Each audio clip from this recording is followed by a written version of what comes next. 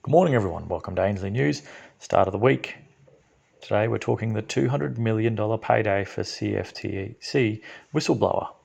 The CFTC, US commodities watchdog, has announced a $200 million payday for a whistleblower who provided significant contributions to enforcement actions that have resulted in monetary sanctions totaling more than $3 billion. Given that the largest known CFTC fine was JP Morgan for $920 million for manipulating precious metals markets, market commentators are speculating that the two may be connected.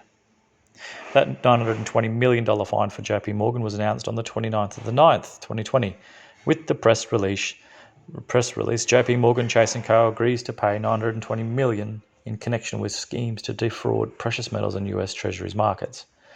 The fine was for two separate years-long manipulation schemes where JP Morgan traders and sales personnel openly disregarded US laws to protect against illegal activity in the marketplace.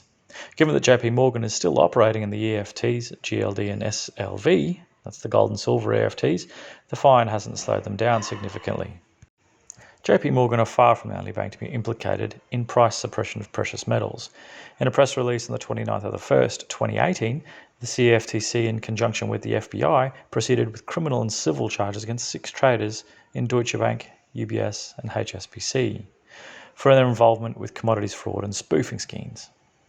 While the original press release is no longer available online, there's a snippet here that we show through our website today, just in those images, but I'll read them out for you here.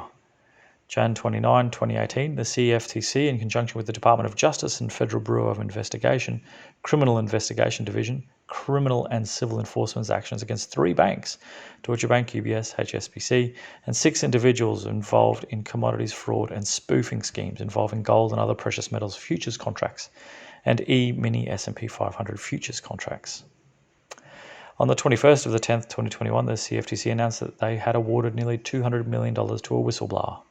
The press release indicates the whistleblowers hope to receive between 10 and 30% of the money collected. While clearly speculation, a number of commentators have argued that this whistleblower would have to have been connected to the JP Morgan action. The magnitude of other infractions pale in comparison. With incentives like these, we might expect to have more revelations of criminal practice coming out. A major question that remains is whether there are more monetary sanctions to come that haven't yet been made public. The fallout is far from over for the mega bank, with a silver miner from Florida announcing that they are taking legal action last month. In 2012, the Hidalgo Mining Corp raised $10.35 million to fund production in a Mexican silver mine by 2014. At time of raising, silver hovered around the US $31 an ounce level, but the drop to US $19 an ounce made the project unviable.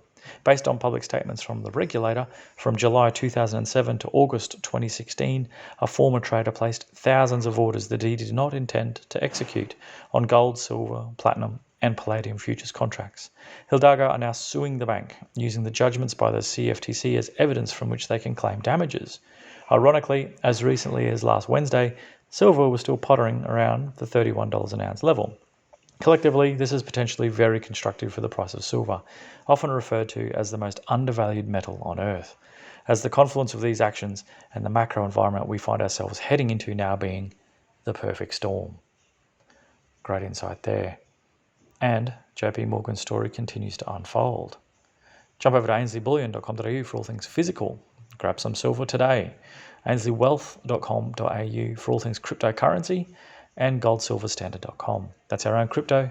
We've got a gold one and a silver one, built and backed by real gold and silver, of course, stored in Reserve Vault and Melbourne Vault, built by and backed by Ainsley. goldsilverstandard.com. Check it out if you haven't already.